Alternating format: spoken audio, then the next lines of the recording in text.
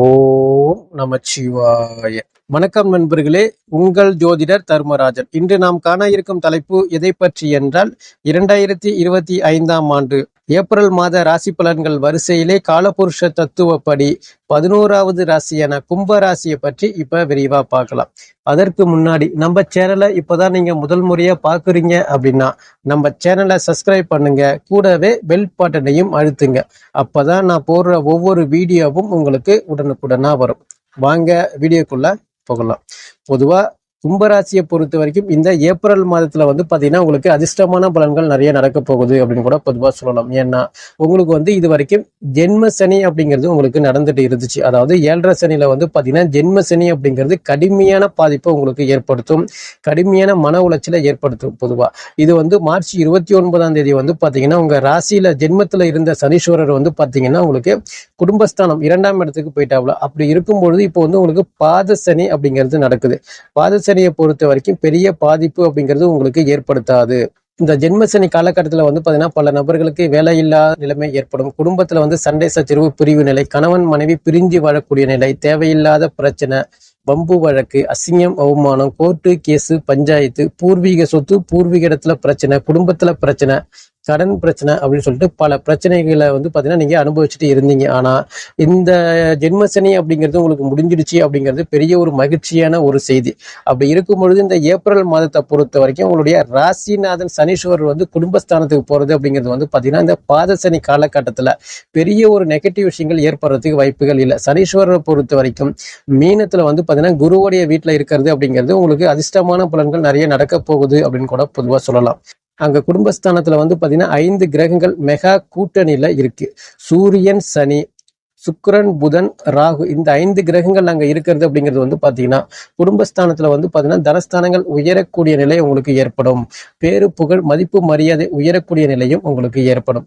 பொதுவா 2ஆம் இடத்துல பல கிரகங்கள் இருந்தாவே பாத்தீங்கன்னா குடும்பத்துல ஒரு நபர், புதிய நபர் வருகை, காசு பணம் உயரக்கூடிய நிலை ஏற்படும். உங்க பேச்சில ஒரு முன்னேற்றங்கள், ஒரு பேச்சில பாத்தீங்கன்னா ஒரு நம்பிக்கை சூழல் அதிகமா வரப்போகுது அப்படின்னு கூட பொதுவா சொல்லலாம். அதே போன்று 3ஆம் அதிபதி செவ்வாயை பொறுத்த வரைக்கும் பாத்தீங்கன்னா 5ஆம் இடத்துல இருக்கிறாப்ல.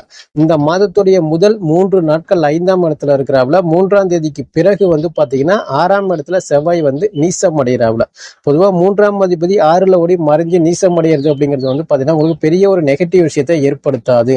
முயற்சியில பாத்தீங்கன்னா அப்பப்போ சில பின்னடைவுகள் ஏற்பட்டாலும் பாத்தீங்கன்னா அது ஒரு பெரிய ஒரு பின்னடைவு ஏற்படுத்தக்கூடிய அமைப்புகள் இல்லை. அதாவது ஒரு முறை தோல்வி, 2வது முறை தோல்வி, 3வது முறை உங்களுக்கு வெற்றி பெறக்கூடிய நிலை உங்களுக்கு சிறப்பான முறையில இருக்கு. அதே போன்று 4ஆம் இடத்துல குரு இருக்கிறாப்ல. 4ஆம் அதிபதி சுக்கிரனை பொறுத்த வரைக்கும் குடும்பஸ்தானத்துல உச்சம் அடைகிறாப்ல. குரு சுக்கிரன் பரிவர்த்தனை யோகத்துல இருக்கிறதால பாத்தீங்கன்னா சுகபோக வாழ்க்கை அப்படிங்கிறது சிறப்பா ஏற்படும். இந்த மாதத்துல வீடு கட்டுறது, இடம் வாங்குறது, வண்டி வாகனங்கள் வாங்குறது, இல்லைன்னா அசையா சொத்துக்கள் வாங்குறது, இல்லைன்னா வீட்டுக்கு தேவையான அலங்கார பொருட்கள் வாங்கக்கூடிய நிலையும் உங்களுக்கு ஏற்படும். ஏதோ ஒரு விஷயத்துல பாத்தீங்கன்னா உங்களுடைய சுய ஜாதகத்து தசா புத்திக்கு ஏற்ப, உங்களுடைய தகுதிக்கு ஏற்ப சுகபோக வாழ்க்கையில முன்னேற்றங்கள் ஏற்படக்கூடிய நிலை உங்களுக்கு ஏற்படும். பொதுவா 5ஆம் அதிபதி புதனை பொறுத்த வரைக்கும் குடும்பஸ்தானத்துல நீசம் அடைந்து நீச பங்க ராஜ யோக அமைப்பை ஏற்படுத்துறாப்ல. பொதுவா குழந்தைகளுக்கு வீண் விரய செலவுகள் அப்படிங்கிறது உங்களுக்கு ஏற்படும். குழந்தை பாக்கியத்துல பாத்தீங்கன்னா ஒரு பின்னடைவு ஏற்படுறது. காதலர்களை பொறுத்த வரைக்கும் பிரிவு நிலை ஏற்படுறது. காதலர்களை பொறுத்த வரைக்கும் சண்டை சச்சரவு, பிரிவு நிலை, கருத்து வேறுபாடு, பிரேக்கப் ஏற்படுறது, இது போல சூழ்நிலை வர்றதுக்கு வாய்ப்புகள் உருவாகும் இந்த மாதத்துல பொறுத்த வரைக்கும். அதே இந்த புதனை பொறுத்த வரைக்கும் நீச பங்கம் அடையறதால பல பிரச்சனைகள் ஏற்பட்ட பிறகு பாத்தீங்கன்னா மீண்டும் ஒண்ணு சேரக்கூடிய நிலை உங்களுக்கு ஏற்படும் இந்த காதலர்களை பொறுத்த வரைக்கும். 6ஆம் இடத்துல செவ்வாய் இருக்கிறது பாத்தீங்கன்னா கொஞ்சம் எதிரி தொல்லை, கடன் தொல்லை, வம்பு வழக்கு, இது போல விஷயத்துல பாத்தீங்கன்னா அப்பப்போ அவங்களை பாத்தீங்கன்னா பயமுறுத்திட்டு இருக்கும். ஆனா பெரிய ஒரு நெகட்டிவ் விஷயங்கள் ஏற்படுறதுக்கு வாய்ப்புகள் இல்லை.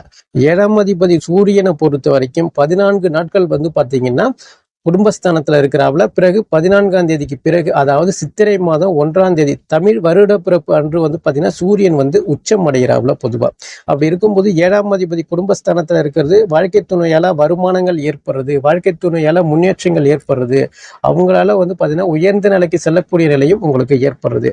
நண்பர்களால ஆதாயங்கள், உறவினர்களால மகிழ்ச்சி, இது போல சூழ்நிலை ஏற்பட்டாலும் 14ஆம் தேதிக்கு பிறகு சூரியன் உச்சம் அப்படிங்கிறது வந்து பாத்தீங்கன்னா வாழ்க்கை துணைவியால வந்து பாத்தீங்கன்னா நல்ல அதிர்ஷ்டங்கள் கிடைக்க போகுது, எதிர்பாலினத்தவர நல்ல நன்மைகள் ஏற்பட போகுது அப்படின்னு கூட பொதுவா சொல்லலாம். பொதுவா வந்து உங்க ராசிக்கு 7ஆம் அதிபதி உச்சம் அப்படின்னா பொதுவா சூரியனை பொறுத்த வரைக்கும் உச்சம் அடைந்து பாக்கியஸ்தானத்தை சூரியன் பார்க்கறது அப்படிங்கிறது வந்து பாத்தீங்கன்னா அதிர்ஷ்டமான பல செயல்கள் நடக்க போகுது. பூர்வீக சொத்துல இருந்து வந்த பிரச்சனைகள் அப்படிங்கிறது குறையும். அரசு பணிக்காக நான் முயற்சி பண்ணிட்டு இருக்கிறேன் அப்படின்னு சொன்னா அரசு பணி சார்ந்த விஷயங்கள் கிடைக்கும். நான் ஏற்கனவே அரசு பணியில தான் இருக்கிறேன் அப்படின்னா சம்பள உயர்வு, பதவி உயர்வு, பிடிச்ச இடத்திற்கு இடமாற்றங்கள் இது போல சூழ்நிலையும் ஏற்படுறதுக்கு வாய்ப்புகள் உருவாகும். உங்களுக்கு வந்து அரசு பணியில வந்து பாத்தீங்கன்னா முன்னேற்றங்கள் அப்படிங்கிற மாதிரியான அமைப்பு தான் ஏற்படும். இல்ல நான் தனியார் துறைக்கு முயற்சி பண்றேன் அப்படின்னா தாராளமா இந்த மாதத்துல வந்து பாத்தீங்கன்னா வேலை கிடைக்கக்கூடிய நிலை உங்களுக்கு சிறப்பான முறையில இருக்கு. பொதுவா 8ஆம் இடத்துல கேது இருக்கிறாப்ல, 8ஆம் அதிபதி வந்து குடும்பஸ்தானத்துல நீச பங்கம் அடைகிறது அப்படிங்கிறது வந்து பாத்தீங்கன்னா வண்டி வாகனங்கள்ல போகும்போது பார்த்து கவனமா போகணும். வீண் விரைய செலவுகள், மருத்துவ செலவுகள் இது போல நிகழ்வு நடக்கிறதுக்கு வாய்ப்புகள் உருவாகும். பொதுவா இடமாற்றங்கள் அப்படிங்கிறது பல நபர்களுக்கு ஏற்படும். திடீர் லாபம், திடீர் அதிர்ஷ்டம் இது போல சூழ்நிலை வந்து பாத்தீங்கன்னா மாதத்துடைய பிற்பகுதியில நடக்கிறதுக்கு வாய்ப்புகள் உருவாகும். உங்களுக்கு பேப்பர் பேனா ஒர்க்கு, ரிஜிஸ்டர் ஒர்க்கு, ஒப்பந்தங்கள் மூலமான கையெழுத்து ஒர்க்கு இதுலலாம் வந்து பாத்தீங்கன்னா கொஞ்சம் கவனமா நீங்க செயல்படுறது ரொம்ப நல்லது. ஜாமீன் கையெழுத்து போடுறது அப்படிங்கிறது இந்த மாசத்துல உங்களுக்கு வேண்டாம். காசு பணம் கொடுக்கறதும் வேண்டாம், காசு பணம் கடன் வாங்குறதும் உங்களுக்கு இந்த மாதத்துல பெருசா வேண்டாம். பாக்கியஸ்தானாதிபதி சுக்கிரனை பொறுத்த வரைக்கும் குடும்பஸ்தானத்துல உச்சம் அப்படிங்கிறது வந்து பாத்தீங்கன்னா பூர்வீக சொத்து சம்பந்தமான பல ஆதாயங்கள் கிடைக்கும். பொன்பொருள் சேர்க்கை அப்படிங்கிறது கிடைக்கும். மனைவி மக்கள் மூலமான ஆதாயங்கள் கிடைக்கக்கூடிய நிலையும் உங்களுக்கு ஏற்படும். பொதுவா அதே போல உயர் படிப்பு மாணவர்களை பொறுத்த வரைக்கும் படிப்புல முன்னேற்றங்கள் ஏற்படக்கூடிய நிலை ஏற்படும். அதே போன்று கல்லூரி மாணவர்களை பொறுத்த வரைக்கும் படிப்புல கொஞ்சம் கூடுதல் கவனமா நீங்க செயல்படுத்துறது நல்லது. ஏன்னா பல நபர்களுக்கு இந்த மாதத்துல காதல் வர்றதுக்கு வாய்ப்புகள் அதிகமா உருவாகும். அதாவது புதிய காதல் மலரக்கூடிய நிலையும் ஏற்படும். பழைய காதல் அப்படிங்கிறது உங்களை விட்டு விலகி செல்லக்கூடிய நிலையும் பல நபர்களுக்கு ஏற்படுறதுக்கு வாய்ப்புகள் உருவாகும். 10ஆம் அதிபதி தொழில் ஸ்தானாதிபதி செவ்வாய் வந்து 6ஆம் இடத்துல வந்து பாத்தீங்கன்னா மறைஞ்சி நீசம் அடைகிறாப்ல. வேலையில பிரச்சனை, வேலை செய்யற இடத்துல பிரச்சனை, மேலதிகாரி தொல்லை, சக ஊழியர்களோட ஒரு சில கருத்து வேறுபாடு அப்படிங்கிறது வரதான் செய்யும். இந்த மாதத்தை பொறுத்த வரைக்கும் நீங்க தான் விட்டு கொடுத்து அனுசரிச்சு போறது ரொம்ப நல்லது. அரசு பணியாக இருந்தாலும் சரி, இல்ல அரசியல்வாதிகளாக இருந்தாலும் சரி, பொதுவெளியில் பேசும்பொழுது பார்த்து கவனமா பேசுறது ரொம்ப நல்லது. லாபஸ்தானாதிபதி குருவை பொறுத்த வரைக்கும் 4ஆம் இடத்துல இருக்கிறது அப்படிங்கிறது வந்து பாத்தீங்கன்னா பொதுவா லாப நோக்கோடு நீங்க செயல்படுவீங்க. அதாவது இது வரைக்கும் நீங்க சேமித்த காசை வந்து பாத்தீங்கன்னா சுப விரைய செலவு பண்ணக்கூடிய நிலை ஏற்படும். அதாவது வீடு கட்டுறதோ, இல்ல வீட்டுக்கு தேவையான அலங்கார பொருட்கள் வாங்குறதோ, இல்லைன்னா வண்டி வாகனங்கள் வாங்குறதோ இது போல சுப செலவு நடக்கக்கூடிய நிலையும் ஏற்படும். அதே போன்று முதல் திருமணம் எனக்கு தோல்வியில முடிஞ்சிடுச்சு, மறு திருமணத்துக்கு நான் வரன் பார்த்துட்டு இருக்கேன் அப்படின்னா கண்டிப்பான முறையில இந்த மாதத்துல அது வெற்றிகரமா 2வது திருமணம் சார்ந்த விஷயங்கள் பேச்சுவார்த்தை சுமூகமா முடியக்கூடிய நிலை உங்களுக்கு ஏற்படும். விரயஸ்தானாதிபதி சனீஸ்வரரை பொறுத்த வரைக்கும் வந்து பாத்தீங்கன்னா குடும்பஸ்தானத்துல இருக்கிறதால குடும்பத்திற்கு வீண் விரைய செலவுகள் அதிகமா செய்யக்கூடிய நிலை உங்களுக்கு ஏற்படும். அதே போல கணவன் மனைவிக்குள்ள அப்பப்போ ஒரு சில கருத்து வேறுபாடு அப்படிங்கிறது வரதான் செய்யும். நீங்க தான் விட்டு கொடுத்து அனுசரிச்சு போகணும். ஏன்னா செவ்வாயை பொறுத்த வரைக்கும் தன்னுடைய 7வது பார்வையை 12ஆம் இடத்தை பார்க்கறதால அயன சயன போகம் அப்படிங்கிறது பெருசா ஒரு சந்தோஷமான நிலை அப்படிங்கிறது வாய்ப்புகள் இல்லை. குடும்பத்துல வந்து ஒற்றுமை அப்படிங்கிறது ரொம்ப முக்கியம் இந்த மாதத்தை பொறுத்த வரைக்கும். அப்படி இருக்கும்பொழுது இந்த ஏப்ரல் மாதத்தை பொறுத்த வரைக்கும் பொருளாதார ரீதியான வளர்ச்சி ஏற்படுறதுக்கு வாய்ப்புகள் கொஞ்சம் அதிகமாவே இருக்கு. இந்த மாதத்தை பொறுத்த வரைக்கும் நீங்கள் வழிபட வேண்டிய தெய்வம் எது அப்படின்னு கேட்டீங்கன்னா, அதாவது உங்களுக்கு முயற்சி ஸ்தானாதிபதியை பொறுத்த வரைக்கும் நீச நிலையில செவ்வாய் இருக்கிறதால செவ்வாய்க்கிழமை அன்று முருகப்பெருமான் வழிபாடு பண்றது சிறப்பான பலன்களை கொடுக்கும். மீண்டும் அடுத்த காணொளியில் உங்களை சந்திக்கின்றேன். நன்றி, வணக்கம். ஓம் நமச்சிவாய. வாழ்க வளமுடன்.